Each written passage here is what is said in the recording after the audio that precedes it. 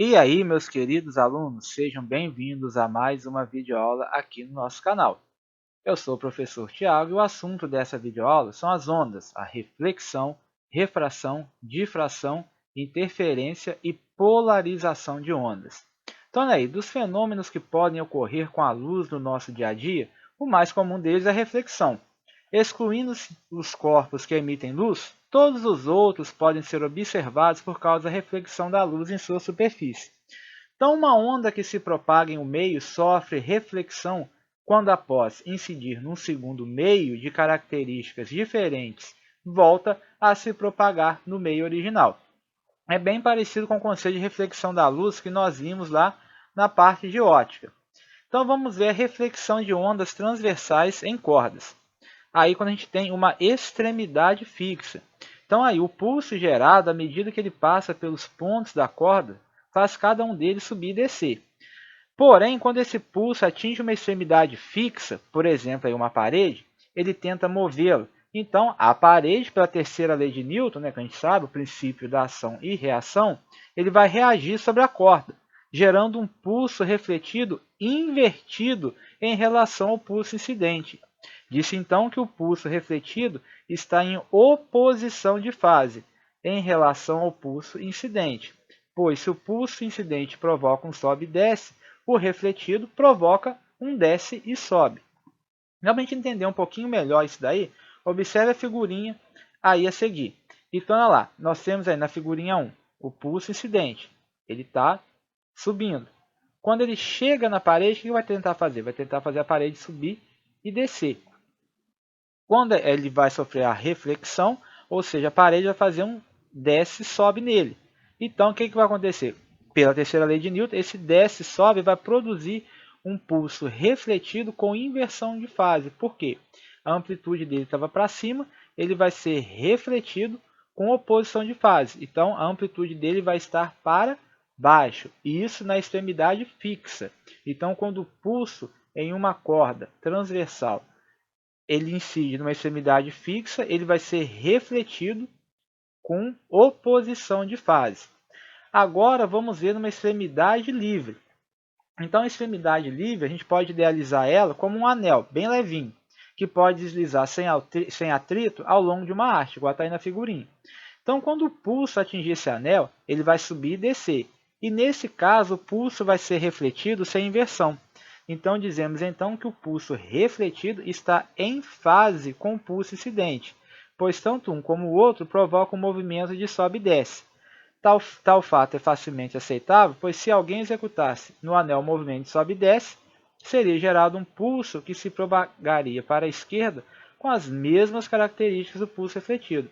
Então, vamos ver também uma figurinha aí especificando isso daí, explicando aí direitinho. Então, na figurinha U, pulso incidente, vai lá incidir aí no anel, na haste. Então, o que vai fazer no anel? Vai fazer um movimento de sobe e desce. Então, vai subir e descer. Então, o anel também vai fazer um sobe e desce. E esse pulso vai ser refletido em concordância de fase. Certo? Então, guarda aí. Se for uma extremidade fixa, o pulso é refletido em oposição de fase. Se a extremidade for móvel, o pulso é refletido em concordância de fase. Certo? Agora vamos ver aí a reflexão de ondas que se propagam na superfície de líquidos. Primeira lei da reflexão, que é semelhante àquela que a gente viu lá na parte de ótica. Então, primeira lei da reflexão, o raio incidente, o raio refletido e a reta normal à superfície refletora no ponto de incidência estão contidos sempre em um mesmo plano, ou seja, são coplanares. Raio refletido, raio incidente e a normal são coplanares. E a segunda lei da reflexão, o ângulo formado pelo raio incidente e a normal, que é conhecido como ângulo de incidência, e o ângulo formado pelo raio refletido e a mesa normal, que é o ângulo de reflexão, são sempre de mesma medida, ou seja, esses dois ângulos são iguais. Então, aí nós temos exemplos aí de ondas que estão sendo refletidas. No primeiro caso, a gente tem uma barreira aí, formando um ângulo de 45, está incidindo da esquerda para a direita, e ele vai ser refletido de cima para baixo. Por quê? A nossa normal vai estar em um ângulo de 45 graus. Então, 45 entre a esquerda e a normal, e o refletido vai fazer 45 entre a normal e o ângulo o raio que está sendo e a onda que está sendo refletida. Então 45, 45, 90 graus. E já no outro caso aí, nós temos aí a onda num lago, uma onda circular. Ela incide aí na parede e é refletida também respeitando as leis da reflexão, certo? Agora nós vamos ver o conceito de refração, porque qualquer que seja o tipo de onda, a sua frequência não se altera na refração. Guarde isso daí. Durante a refração, a frequência da onda não sofre alteração.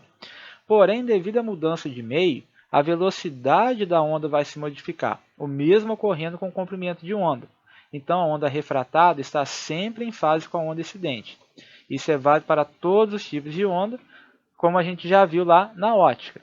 Então, o que é refração? Chama-se refração de uma onda, a passagem dessa onda de um meio para outro de características diferentes. Então, na refração, você mantém a frequência, porém você muda a velocidade e o comprimento de onda.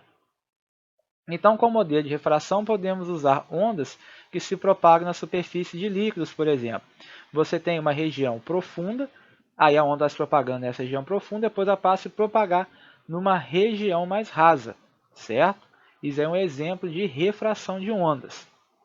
Agora, simplificando a representação da refração, usando um raio de onda, a gente tem isso daí, que é bem parecido lá com a parte de ótica. A gente tem o raio incidente, a reta normal e o raio refratado, onde I é o ângulo de incidência θ1 e R é o ângulo de incidência θ2. E aí a gente chega nas leis da refração, que são as mesmas que a gente já viu lá na parte de ótica. Primeira lei da refração: o raio incidente, a normal, a fronteira no ponto de incidência e o raio refratado estão contidos no mesmo plano, são coplanares. Mesmo caso da reflexão. Só que na reflexão o raio incidia e era refletido. Agora ele incide e passa para outro meio, ou seja, ele é refratado. E nós temos aí também a segunda lei da refração, conhecida como a lei de Snell. Seno de θ1 sobre seno de θ2 é igual a velocidade no meio 1 dividido pela velocidade no meio 2, que é igual ao comprimento de onda no meio 1 dividido pelo comprimento de onda no meio 2. Agora, nós vamos ver a refração e reflexão de ondas transversais em cordas. A refração e a reflexão de ondas transversais em cordas tensas podem ser facilmente visualizadas e também obedecem às regras básicas da refração e da reflexão. A gente vai considerar duas cordas de densidades lineares diferentes emendadas. O que é a densidade linear de uma corda? É a massa da corda dividida pelo comprimento dela, representado pelo delta minúsculo. Então, numa primeira hipótese, a gente vai supor que a densidade linear da corda B seja maior que a densidade linear da corda A. Então, o pulso gerado na corda A vai se propagar e incidir na fronteira entre A e B. Então, nesse local, parte da energia do pulso incidente vai transmitir, vai sofrer refração, passando-se a propagar na corda B. E note que o pulso refratado está sempre em fase com o pulso incidente. Isto é, ambos estão voltados para cima. Então, no primeiro caso aí, a densidade linear da A é menor que a densidade linear da corda B. Olha lá, a gente tem lá na parte rosa a velocidade da corda A, ela vai incidir aí na corda B, que tem uma densidade linear maior. Então, como parte da energia foi transmitida, refratado, e parte foi refletido. Então, como a densidade linear da corda B é maior que a densidade linear da corda A, o pulso refletido ele vai ser refletido com a inversão de fase e o pulso refratado em concordância de fase. Agora nós vamos ver aí o segundo caso, em que a densidade linear da corda A é maior que a densidade linear da corda B. Então o pulso incidente aí na corda A em azul vai incidir na fronteira, vai passar para a corda que tem a densidade linear menor. Então lembre-se, o pulso que vai para a corda B é o pulso que é refratado. Ele sempre está em concordância de fase com o pulso incidente. Agora, como a densidade linear da corda A é maior que a da corda B, o pulso refletido também vai ser refletido em concordância de fase. Então, se um pulso passa por uma corda cuja densidade linear é maior, ele vai ser refletido em oposição de fase. Se ele é refratado numa corda cuja densidade linear é menor que a anterior, que a que se propagava anteriormente, ele vai ser refletido em concordância. Se é maior, oposição. Se é menor, em concordância de fase. Beleza? Agora nós vamos ver a superposição dos pulsos nas cordas, quando os dois se deslocam em opostas, eles estão se propagando em direções opostas, perdão. Então, olha aí, nós temos aí o que a gente chama de interferência construtiva. Como eles estão em concordância de fase, o pulso resultante vai ser a soma das duas amplitudes. Então, a amplitude resultante vai ser a soma das duas, que a gente chama de interferência construtiva. Agora a gente vai ver aí o princípio da independência da propagação ondulatória. Então, olha aí, após a superposição, os pulsos continuam suas propagações normalmente, como se nada tivesse acontecido. Então, olha aí, a gente viu naquele caso ali da interferência, os dois pulsos propagando em direções opostas. Eles se juntam, então a gente vai ter a amplitude resultante, vai ser a soma de cada amplitude, e depois que um passar pelo outro, eles continuam como se nada tivesse acontecido. É o que acontece com a luz, quando a gente tem o cruzamento de dois raios luminosos. Um atravessa o outro e continua como se nada tivesse acontecido. Então, olha lá, nós temos aí na primeira linha, aí, a figura da primeira linha, dois pulsos propagando em direções opostas, eles se juntam aí na segunda figurinha, você tem aí a amplitude resultante, que é a soma das luzes, e depois que um passa pelo outro, cada um continua o seu caminho, como se nada tivesse acontecido. Agora a gente vai ver a superposição quando eles estão em oposição de fase. Então, o que vai acontecer quando estiver em oposição de fase? Um está virado para cima e o outro voltado para baixo. A mesma coisa vai acontecer. Quando a gente for somar os dois, como um está para cima e o outro está para baixo, a amplitude resultante vai ser a soma do primeiro menos o de baixo. Então, a esse tipo de superposição de pulsos, quando eles estão em oposição de fase, dá-se o nome de interferência destrutiva. Também, nesse caso, após a superposição, cada um dos pulsos vai continuar suas propagações normalmente, como se nada tivesse acontecido. E continua aí valendo o princípio da independência da propagação ondulatória. Olha aí na outra figurinha. Ele já passou um pelo outro e cada um continua seguindo aí. Então, esse fenômeno da interferência não é privilégio das ondas em cordas. Isso também pode ocorrer também nas ondas sonoras, como em ondas de superfícies líquidas e ondas luminosas e por aí vai. Observe aí a sequência. A mesma coisa que a gente viu lá quando eles estão em concordância de fases, vai acontecer quando eles estão em oposição de fases. Eles se encontram, você tem a amplitude resultante, e depois do encontro, cada um continua como se nada tivesse acontecido. Então, caso particular aí, é quando as duas amplitudes são iguais. Então, devemos fazer um estudo do caso particular em que dois pulsos que se propagam na corda em oposição de fase vão possuir amplitudes iguais. A amplitude 1 igual a amplitude 2, que a gente vai chamar de A. Em cada região por onde os pulsos passam, sempre vai haver energia cinética e energia potencial elástica. No instante em que eles se superpõem, esses pulsos desaparecem momentaneamente, o mesmo ocorrendo com a deformação da corda e com a energia potencial elástica. Porém, em compensação, a energia cinética dos pedaços da corda da região se intensifica, o que é evidente, pois os pulsos tendem a provocar deslocamentos transversais do mesmo sentido. Além disso, a energia potencial elástica também vai se converter em energia cinética. Então, no que você soma aí esses dois pulsos, a corda está parada como se não tivesse pulso nenhum aí nela. Passou, cada um continua como se nada tivesse acontecido. Então, de acordo com o princípio da independência da propagação ondulatória, após a superposição, as ondas continuam com as suas características iniciais. A gente vai ver então a superposição de ondas periódicas. A onda resultante da superposição de duas ondas periódicas é obtida pelos mesmos conceitos usados para os pulsos que a gente já viu. Aí no primeiro caso, na primeira figurinha, a gente tem um exemplo de interferência construtiva das ondas A e B, de mesma frequência e em concordância de fase. Elas vão se sobrepor, resultando aí a onda C, certo?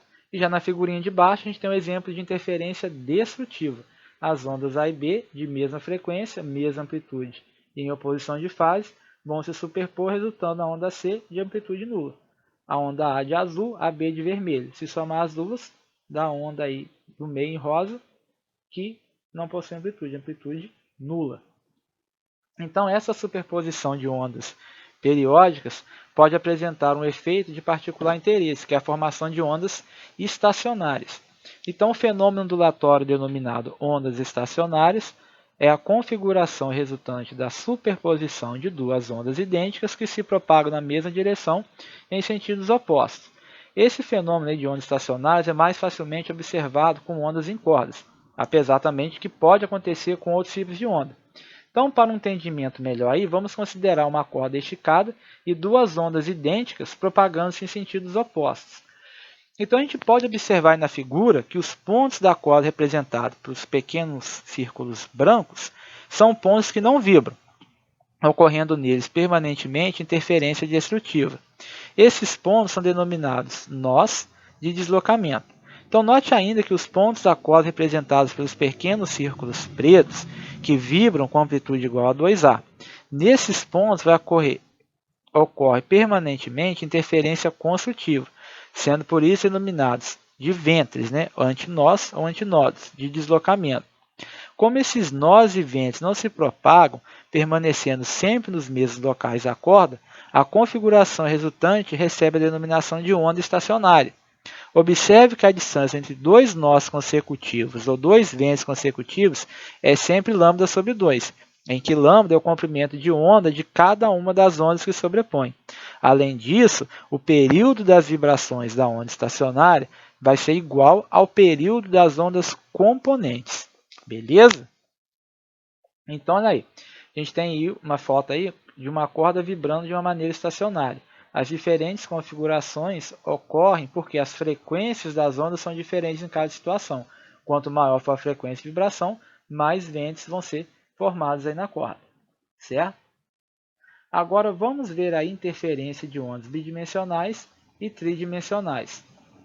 Então, para ilustrar o fenômeno da interferência de ondas bidimensionais, nós vamos considerar dois estiletes que vibram verticalmente, produzindo na superfície da água ondas idênticas em fase. Ou seja, quando o estilete produz uma crista, o outro também vai fazer a mesma coisa. Após algum tempo do início das vibrações dos estiletes, a superfície livre da água vai apresentar como está nessa foto aí. Ó. Então, lá, você tem os dois estiletes vibrando aí, formando essas ondas. Então, o que vai acontecer depois? Então, nessa figura, as circunferências azuis representam as cristas das ondas, enquanto as circunferências vermelhas representam os vales. Então, uma análise mais detalhada do que está acontecendo nos pontos onde ocorre essa superposição das ondas mostra duas situações de grande interesse. Então, quais são essas situações aí? Na primeira situação, a gente tem o seguinte: nos pontos onde ocorre a superposição de duas cristas ou de dois vales, a amplitude de perturbação resultante é igual à soma das amplitudes individuais dessas ondas. Nesses pontos está ocorrendo uma interferência construtiva. Então, o que é uma interferência construtiva? Quando você soma duas cristas ou dois vales, e cada um resultante é a soma de cada um deles. Então, no primeiro exemplo, na primeira figurinha aí, no local da superposição de duas cristas, ocorre uma interferência construtiva. Você soma as duas amplitudes. E na outra figurinha aí do lado, a interferência construtiva também ocorre nos pontos de superposição de dois vales. Então, acontece tanto na crista quanto no vale. Já na segunda situação, nos pontos onde uma crista e um vale se superpõem, ocorre uma interferência destrutiva. Então, quando você soma uma crista com um vale, interferência destrutiva.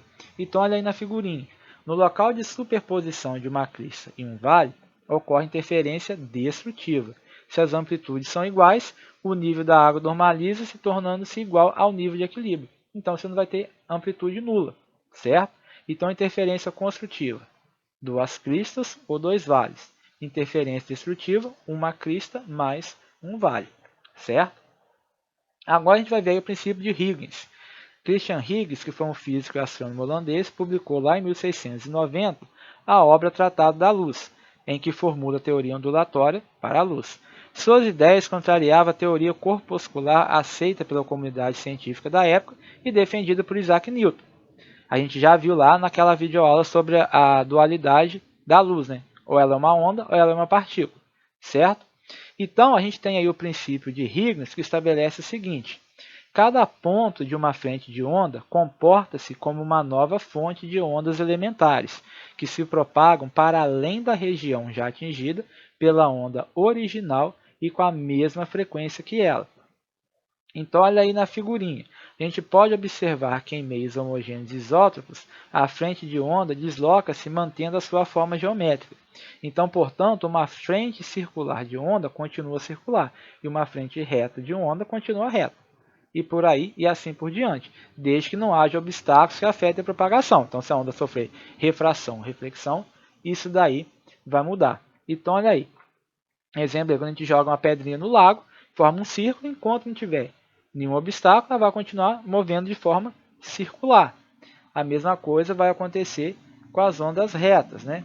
E aí nas figurinhas aí, nas fotografias, né, elas mostram as ondas elementares de Huygens na superfície da água. Note que elas são circulares, independente de as ondas originais também serem ou não, certo? E agora a gente vai ver o conceito de difração. A difração é um fenômeno ondulatório que só pode ser explicado se a gente utilizar o princípio de Huygens. Então, o que vem a ser a difração de uma onda? Chama-se difração de uma onda o encurvamento sofrido por seus raios, quando a onda encontra obstáculos à sua propagação. O fenômeno da difração prova ser incorreta a generalização de que os raios de onda são retilíneos, ainda que em meios homogêneos isótopos.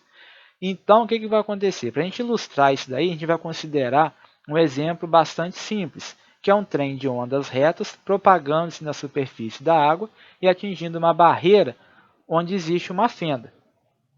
Então, olha, nós temos um trem de ondas retas incidentes, e ele vai passar aí por uma fenda, né? A gente tem uma barreira e a gente vai ter uma fenda. Então, a gente pode notar aí que parte da frente de onda que incide na barreira é refletida, mas a parte que atinge a fenda passa por ela. Então, se a propagação das ondas ocorresse sempre em linha reta, elas continuariam retas após atravessar a fenda, e observaríamos apenas uma faixa de largura igual à da fenda. No entanto, podemos notar que nas bordas da fenda, as ondas sofrem um desvio. Esse desvio é observado quando a largura da fenda é da ordem do comprimento de onda das ondas incidentes. Então, a rigor, a difração de uma onda em fenda sempre ocorre. Entretanto, o desvio se torna-se mais acentuado quanto menor for a largura da fenda. Então, você olha aí na figurinha de baixo, olha lá, o que deveria ocorrer, baseando-se na propagação retilínea. Porém, o que realmente acontece? Você vai ter aí umas frentes de onda que vão sofrer um desvio, não vai continuar se propagando em linha reta. Então, nós temos as frentes incidentes, que são ondas retas, e após elas passarem por essa fenda, nem todas vão continuar se propagando de forma retilínea. Você vai ter aí um desvio dessas que estão nas bordas da fenda.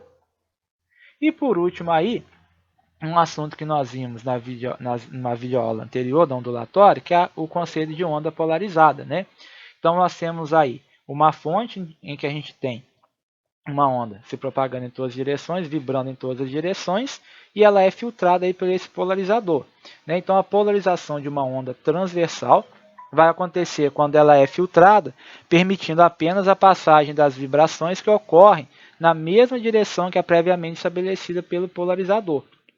Então, a gente pode observar que é possível gerar vibrações transversais em todas as direções, mas só vão passar aí pela placa de madeira, né, que é polarizada, aquelas que ocorrem na direção estabelecida pela fenda, que é aí a vertical. Então, essas ondas que se propagam após a fenda são denominadas aí de ondas polarizadas. Se você lembrar aí no exemplo da videoaula passada, eu dei o exemplo do óculos do cinema 3D, em que ele utiliza a polarização da luz para fazer cada lente.